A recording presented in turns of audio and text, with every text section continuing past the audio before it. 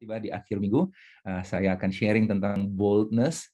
Sebenarnya inspirasi sharing tentang ini saya dapat waktu anak-anak kami kan ikut Christ Center Homeschooling Community bareng-bareng anaknya Pastor Edo dan yang lain ya.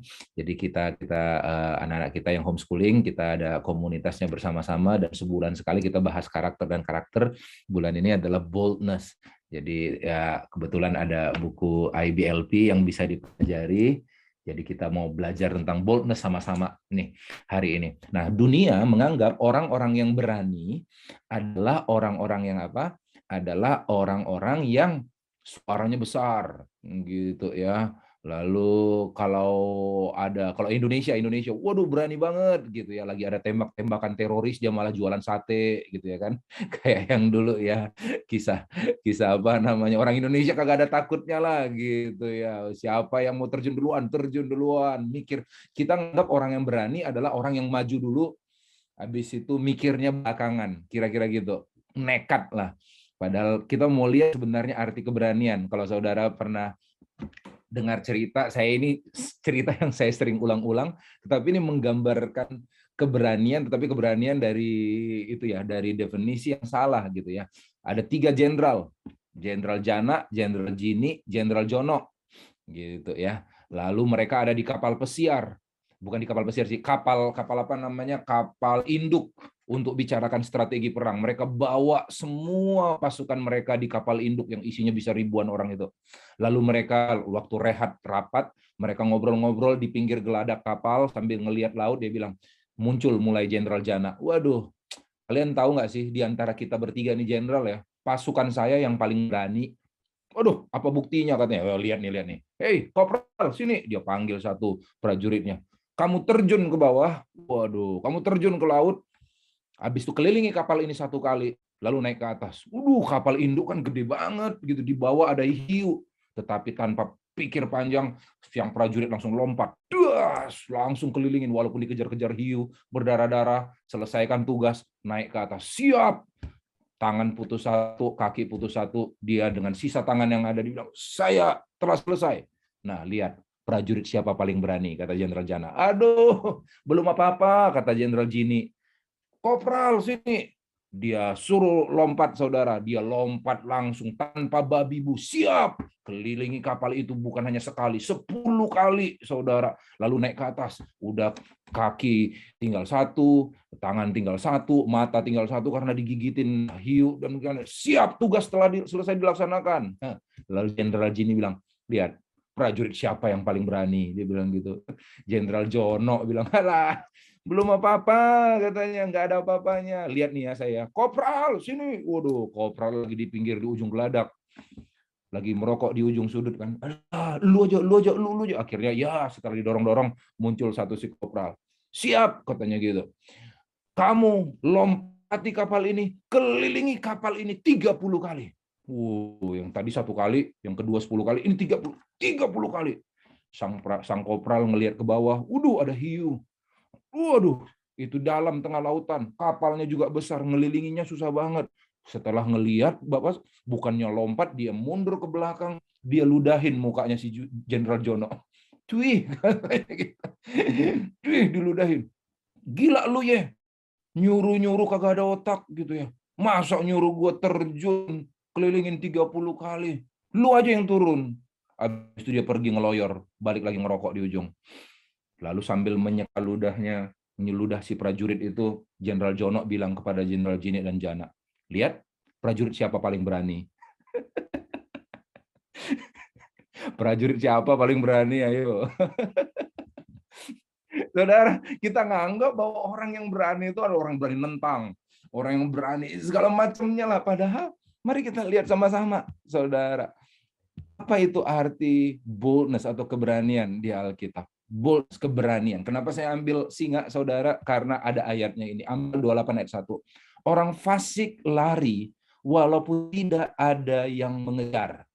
Ayat inilah yang menjadi dasar bagi saya sekian tahun untuk tidak jogging, lari lagi. Karena itu menandakan kita itu orang fasik. Orang fasik lari walaupun tidak ada yang mengejar, saudara. Just kidding saudara ya, supaya saudara nggak ngantuk. Tetapi orang benar merasa aman seperti singa. Orang pasti lari walaupun tidak mengejar, tapi orang benar merasa aman seperti itu. The wicked flee when no man pursued, but the righteous are bold as lion. Seperti singa, saudara, berani. Nah, mari kita lihat kata keberanian di dalam Alkitab ada 3 kata. Ada 3 kata bahasa Yunani untuk menjelaskan kata keberanian. Jadi berani itu bukan cuma berani doang. Ada 3 kata. Kalau situasi ini pakai kata ini, situasi ini pakai kata ini, situasi ini pakai kata ini. 3 kata untuk menjelaskan kata berani dalam bahasa Yunani. Dan kita mau belajar sama-sama pengertian berani menurut Alkitab. Kata yang pertama adalah tareo. Tareo artinya keberanian menghadapi kematian. Nggak takut menghadapi kematian. Jadi bukan hanya sekedar berani ngelawan, nekat, paling duluan, dan lain sebagainya, saudara. Jadi keberanian. Tareo adalah keberanian menghadapi kematian. Yang kedua namanya paresia zomai. Paresia zomai ini adalah keberanian untuk menyatakan kebenaran. Stand with in truth, saudara, di dalam kebenaran. Yang ketiga, kata yang dipakai untuk menjelaskan keberanian dalam Alkitab adalah tolmao. Tolmao ini adalah keberanian untuk mengerjakan pekerjaan-pekerjaan, perkara-perkara besar bagi Tuhan. So kalau kita lihat kesimpulannya ada 3 kata untuk menjelaskan berani dalam Alkitab. Berani menghadapi kematian. Orang yang berani adalah orang yang siap menghadapi kematian. Orang yang berani adalah orang yang menyatakan kebenaran, berani menyatakan kebenaran. Orang yang berani adalah orang yang mengerjakan perkara-perkara bagi Tuhan. Nggak takut, saudara. Mari kita lihat nih sama-sama, satu persatu. Yosua bilang gini, kuatkan dan teguhkanlah hatimu. Be strong and of a good courage. Berani, menjadi kuat dan berani. Berani adalah kehendak Tuhan dalam kehidupan kita. Bahkan kalau saya mau katakan ini, Yosua bukan dibilang jadi kuat dan berani, tiba-tiba dia mendapat anugerah keberanian. Nggak ada anugerah keberanian, saudara. Yang dilakukan adalah apa? Tuhan lagi ngomong bahwa satu hal yang kau harus perjuangkan dalam hidupmu, Yosua, adalah jadilah pribadi yang kuat dan jadilah pribadi yang berani. Keberanian itu dilatih, saudara, yaitu kekuatan dan keteguhan hati. Untuk bisa jalan. Kalau enggak, kita enggak akan bisa memimpin dengan baik. Apalagi seorang pemimpin. Paling tahu lah, Kak Lukito juga paling tahu, sering banget cerita. Aduh, kita ini pemimpin. Melakukan ini, ada yang protes. Ngelakuin itu, ada yang protes. Selalu aja nggak bisa nyenangin semua orang. Karena kalau saudara mau menyenangkan semua orang, katanya, jangan jadi pemimpin. Jadi tukang es krim aja, semua anak-anak senang, saudara. Amin. Jangan jadi pemimpin. Pemimpin itu ya kita buat keputusan-keputusan, hard decision, yang benar, nggak akan bisa menyenangkan hati semua orang. That is leadership. Oke. Nah, kita lihat nih sama-sama apa itu keberanian. Pertama, keberanian menghadapi kematian atau tareo. Mari kita lihat nih tareo. Apa itu tareo? Ayatnya di Ibrani 2 ayat 14 sampai 15. Dikatakan karena anak-anak itu adalah anak-anak dari darah daging, maka ia juga menjadi sama dengan mereka dan mendapat bagian dalam keadaan mereka, supaya oleh kematiannya ia musnahkan dia, yaitu iblis yang berkuasa atas maut, dan supaya dengan jalan demikian membebaskan mereka yang seumur hidupnya berada dalam perhambaan. Bahasa Inggrisnya di dalam fear, dalam ketakutan kepada maut. So ternyata salah satu tujuan Yesus mati, mengalami maut, adalah supaya kita tidak pernah takut atas maut, saudara. Tidak perlu takut. Maut bagi orang Kristen bukanlah akhir dari kehidupan, tapi pintu menuju kehidupan yang selanjutnya. Bahkan itu adalah pintu menuju sorga yang kita nanti-nantikan. Amin. Udah pernah dengar ya istilah suatu murid gitu ya, guru agama nanya sama murid-muridnya gitu. Ini dia tanya, siapa yang mau masuk surga? Berdiri. Semua anak-anak berdiri gitu ya. Lalu ada satu anak, si Jono, nggak berdiri dia. Jono, kamu nggak mau masuk surga? Mau sih, Bu. Kenapa nggak berdiri? Emang sekarang, Bu, matinya, Bu?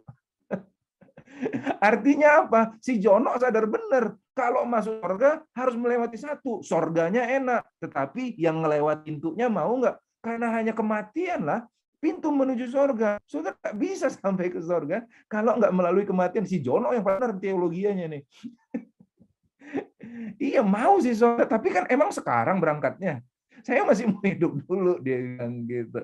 Karena memang hanya kematian. Jadi kematian, kata Paulus, Yesus itu mati. Sama kayak saya lah. Kalau anak saya takut kepada sesuatu, saya contohkan, nggak usah takut. Lihat nih, Dedi yang coba gitu ya. Saya coba duluan, sehingga anak-anak saya nggak perlu takut lagi. Demikian juga Yesus menurut ayat ini, dia mati mengalami maut, supaya kita tidak perlu takut lagi sama maut, saudara.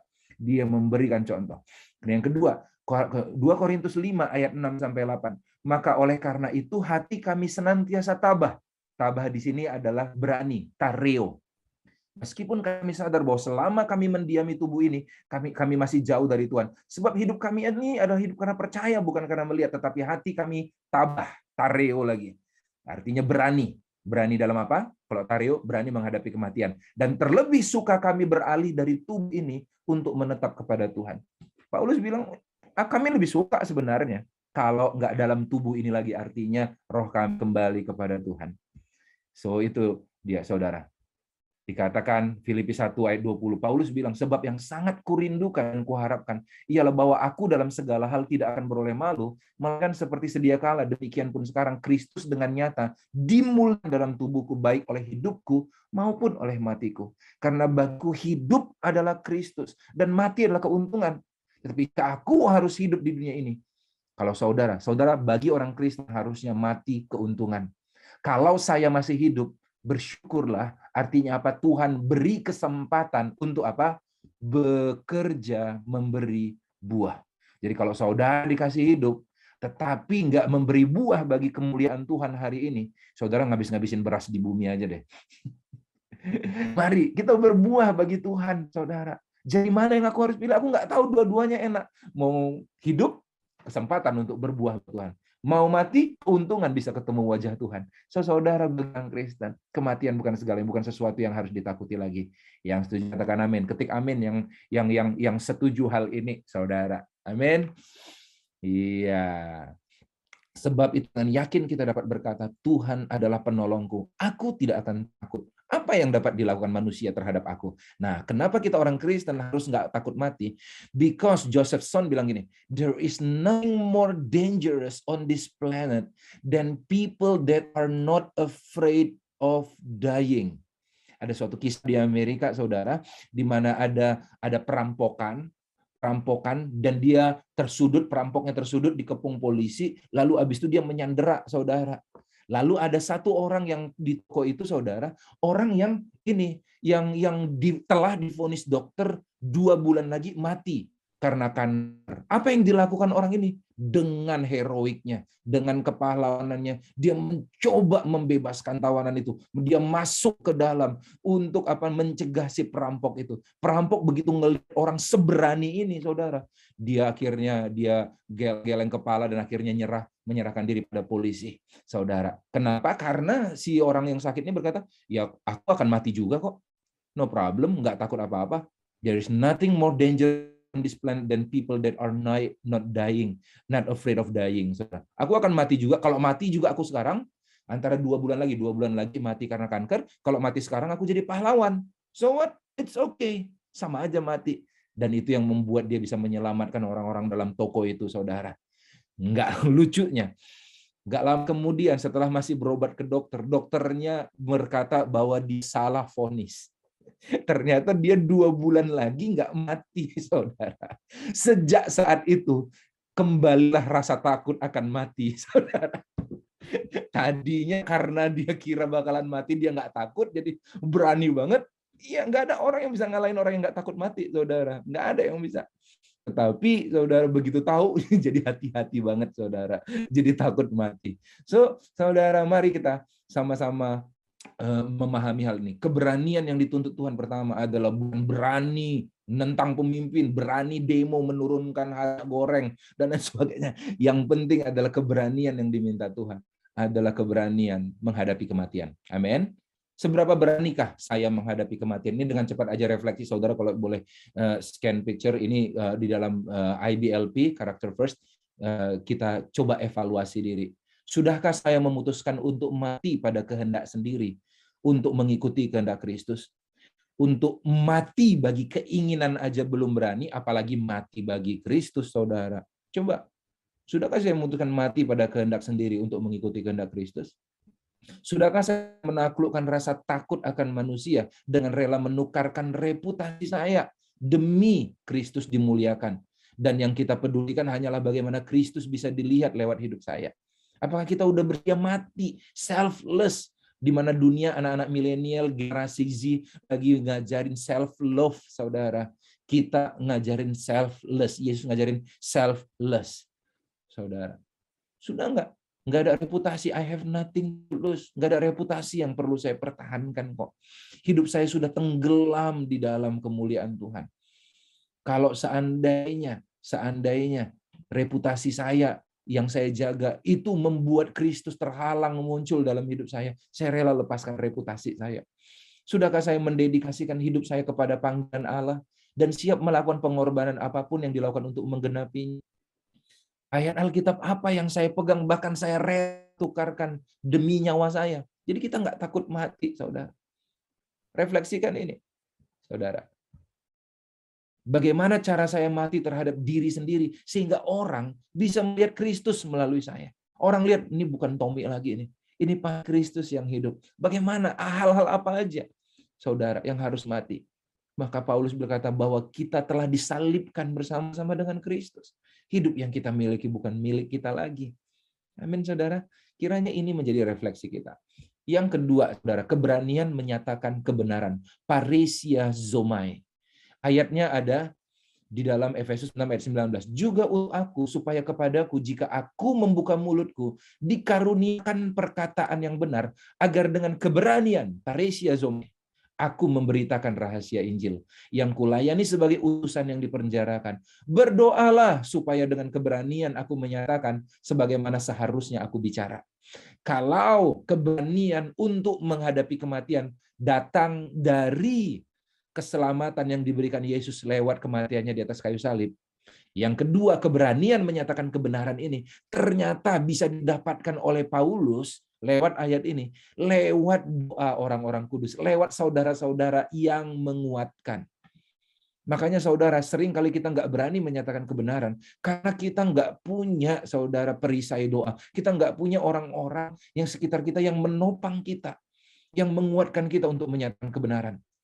Kalau saudara baca kisah Daniel, saudara, yang dijelaskan oleh Mr. Edo beberapa hari yang lalu, saudara, benar dia menguatkan komunitas. Suatu kali Daniel mendapat cerita bahwa seluruh orang-orang pintar mau dibunuh sama raja, saudara, karena nggak bisa menerjemahkan mimpi. Apa yang dilakukan Daniel? Daniel datang kepada 3 temannya, Sadrak, Mesak, dan Abednego, minta dukungan doa dan keberanian untuk menyatakan kebenaran. Dan benar, dia menyatakan kebenaran itu. Mene mene tekel ufarsin. Sekalipun dia bisa menerjemahkan, menyatakan arti mimpi itu artinya dia lagi mengatakan bahwa raja, engkau siap dihakimi, engkau akan mati. Saudara, benar, nggak lama kemudian Raja Belshazzarnya mati, saudara. Kemudian, saudara, dia berani menyatakan kebenaran. Itu akibat ada topangan orang-orang yang percaya. Kita butuh komunitas itu. Orang berani. Jadi keberanian korporat, saudara. Dan sekarang lihatlah bagaimana mereka mengancam kami waktu Rasul Paulus diancam. Berikanlah kepada hambamu keberanian, paresia zomai, untuk memberitakan firman-Mu. Dan ketika mereka yang berdoa, goyang tempat mereka itu, dan mereka semua penuh dengan Roh Kudus, dan mereka memberi firman Allah dengan berani. Amin. Yang menyentuh kepada mulut. Jadi keberanian ini, kalau Yesaya, kita lihat dari kitab Yesaya, keberanian untuk memberitakan Injil sekalipun tahu bakalan ditolak adalah apa, saudara? Adalah dengan kesadaran bahwa dia telah memiliki kemurnian hati. Tuhan telah menyucikan bibirnya, menyucikan hidupnya. Makanya dia siap untuk memberitakan kebenaran. Apapun tantangannya, apapun respon orang yang akan menerimanya. Jadi kemurnian hati. Jaga kemurnian hati. Yang ketiga, ini ya, seberapa beranikah saya menyatakan kebenaran? Yuk kita evaluasi diri, paresia zomai udah ada nggak dalam hidup kita? Keberanian untuk menyatakan kebenaran. Adakah pemimpin Kristen yang kita doakan agar dapat senantiasa menyatakan kebenaran? Karena keberanian itu lewat doa orang-orang percaya juga, saudara. Sudahkah saya meminta orang lain berdoa untuk saya agar saya memiliki keberanian untuk menyatakan kebenaran?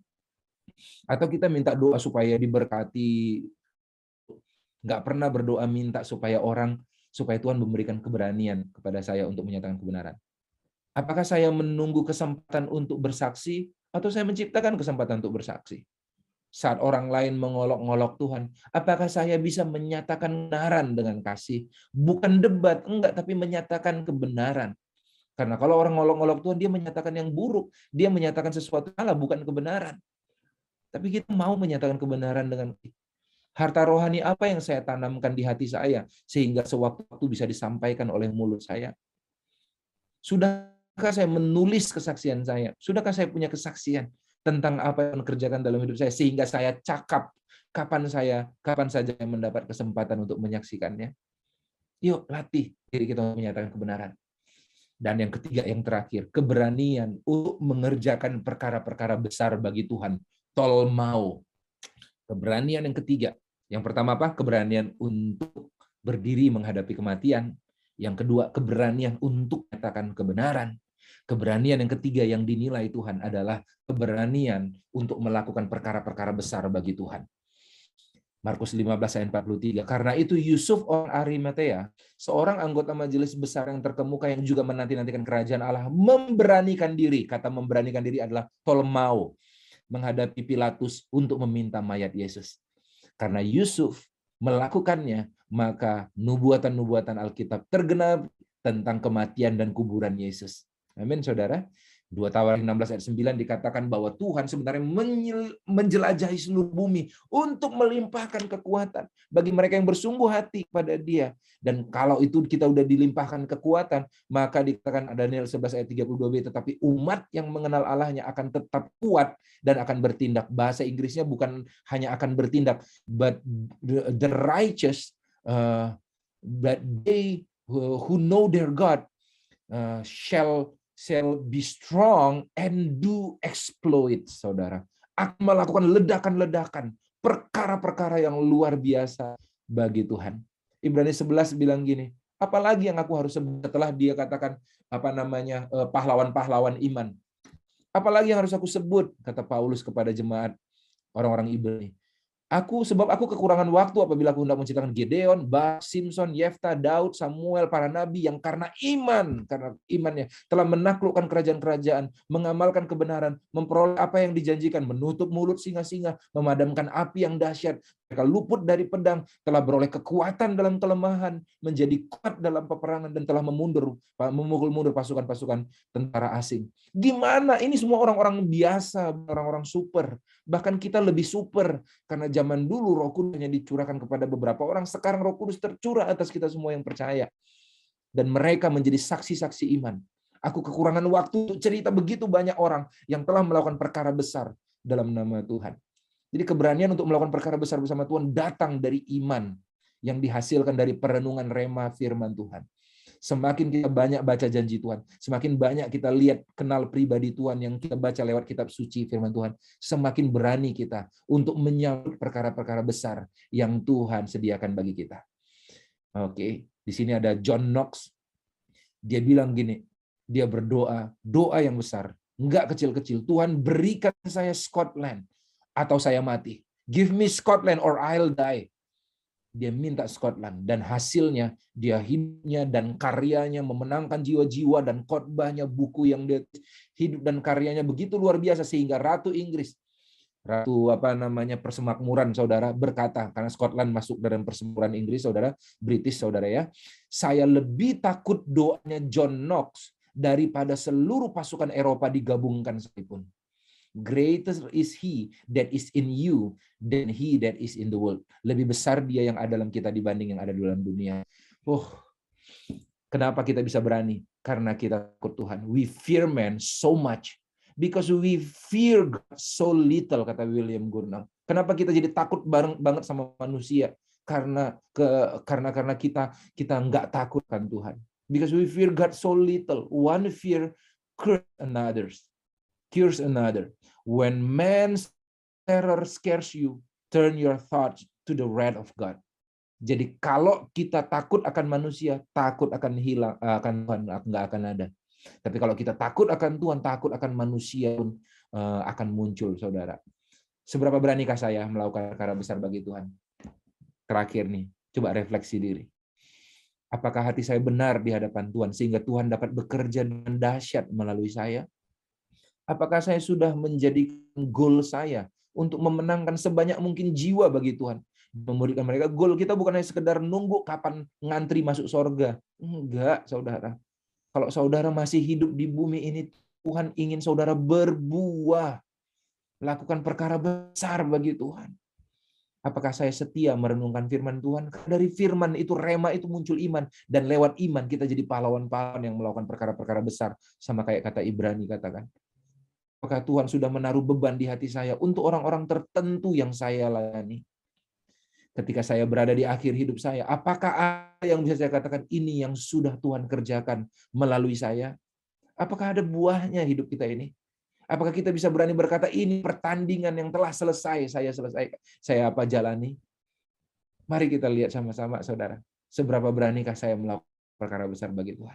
Saya selesai 3 hal mengenai keberanian.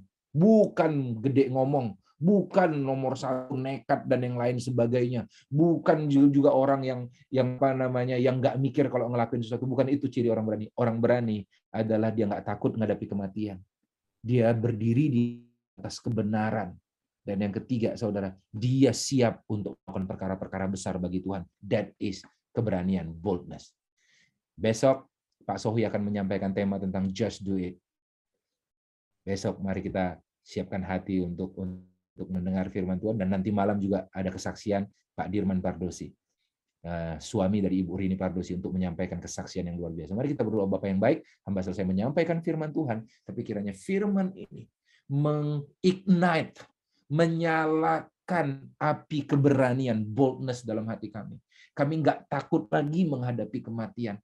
Kami nggak takut lagi, Tuhan, untuk berdiri di atas kebenaran. Kami nggak takut lagi untuk menyambut perkara-perkara besar bagi Tuhan. Karena tidak ada reputasi yang perlu kami pertahankan. Kami nggak usah takut gagal. Hidup kami telah tenggelam di dalam Kristus. Dan Tuhan pasti bela kami. Kami, Tuhan di pihak kami. Siapakah yang dapat manusia lakukan terhadap kami? We have nothing to lose. We have nothing to prove. And we have nothing to hide, Tuhan. Kami mau, Tuhan, berdiri dan tenggelam di dalam kebesaran Kristus, kemuliaan Kristus, sehingga menjadi pribadi yang berani selama kami hidup di bumi. Jemaat kasih Tuhan, angkat kedua tanganmu, terimalah berkat dari Allah Bapa, kasih sayang dari Yesus Kristus, dan penyertaan Roh Kudus menjadikan kita pribadi-pribadi yang berani sepanjang hari ini. Dalam nama Yesus Kristus kami ucap syukur, haleluya. Amin.